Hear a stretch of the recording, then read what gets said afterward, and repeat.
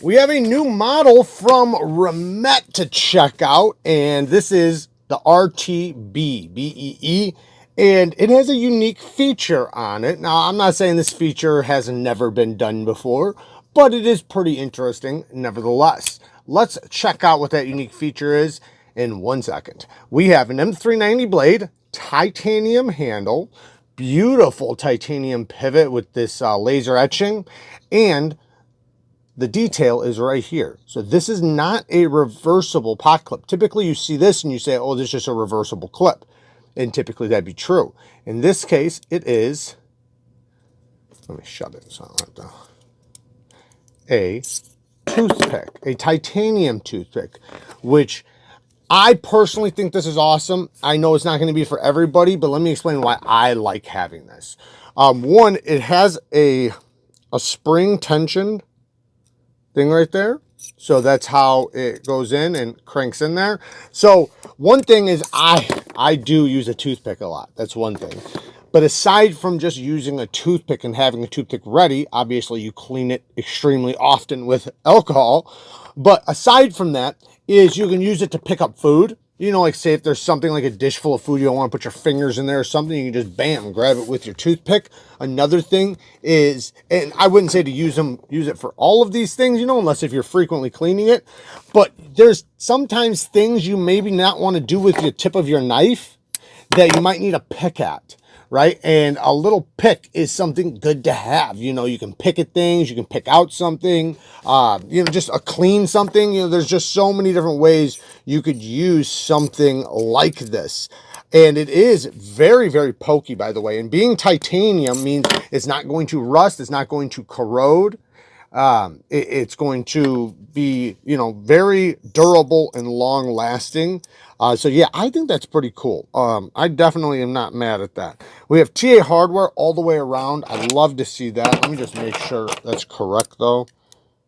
I'm pretty sure. Yes. TA hardware all the way around. We have some weight relieving holes and a little bit of milling on this side of the scale. As far as this side, we just have, what is that screw for? Oh, so I didn't know this yet. So there's a plate there for the toothpick. So you can actually open that up, it looks like, and you can see the place for, and that's why there's no milling, because they have this section all milled out for the toothpick. Very, very cool. Let's check out the detent. Now let's talk about the action of this knife, because they tuned this detent extremely well. They have very functional jimping. It doesn't look like it's sharp jimping. If I looked at that, I would say, no, that's not sharp jimping, but it actually is pretty sharp. It feels really good. So you have a great minimal flipper tab. As far as in the closed position, it's very minimal. When it's open, you do have a finger choil there, and you have good access to the lock bar, so you can easily disengage it. The detent is nice and early, so it's easy to get past. It is riding on ceramic caged bearings, very smooth on the drop. I can feel it still breaking in.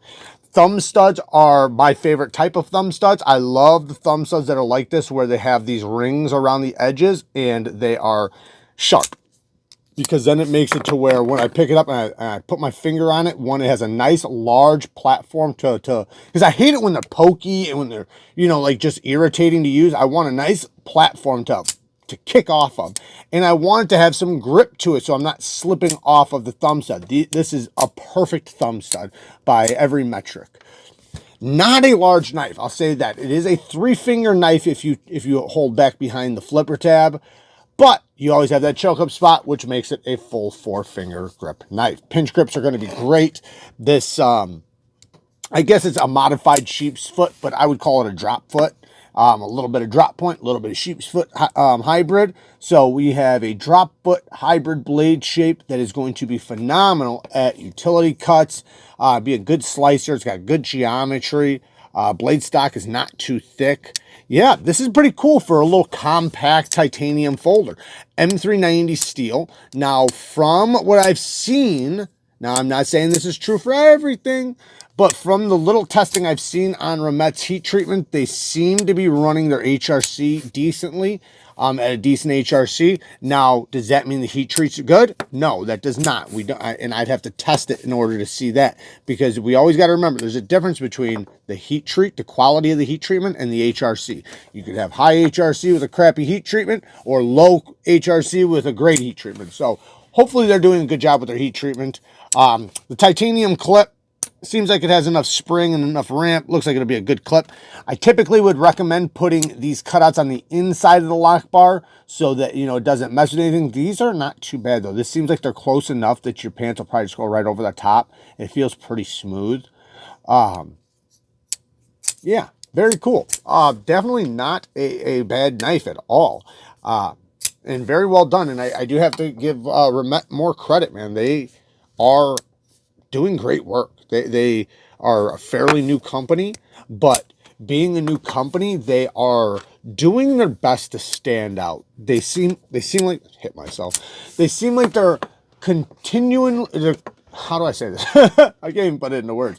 They seem like they're always pushing towards innovation, and they're always trying to do something out of the ordinary or something that's different, so that it's not the same thing that you get from every other company.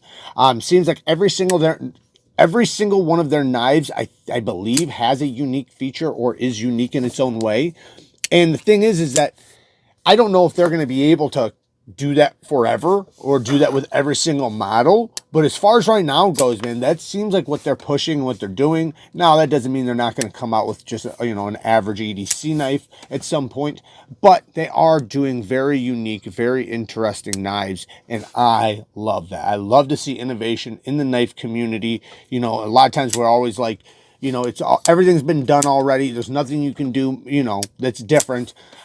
But that's not entirely true. And it's awesome to see, you know, innovation still happening with something that is thousands of years old, you know, being knives, you know, and we as humans have been collecting, trading, and gifting knives since the beginning of time. You know, it is an ancient tool, an ancient, you could say, and that it's an ancient tool that is imperative to have. Our survival relies on having knives. If we don't have knives, we don't survive. And it's awesome to see something that's, you know, been in all of our histories, right? All of our ancestors, you know, it goes back, all of them used knives and even passed them down. And it was something special to pass down to somebody or to gift. Like a knife was a very special thing. And the better quality knife you had would determine a lot of times, like maybe your survival or how well you were surviving or what bracket you were in as far as quality of life. But anyways, there you guys go. Work hard, stay tough. Until next time, peace.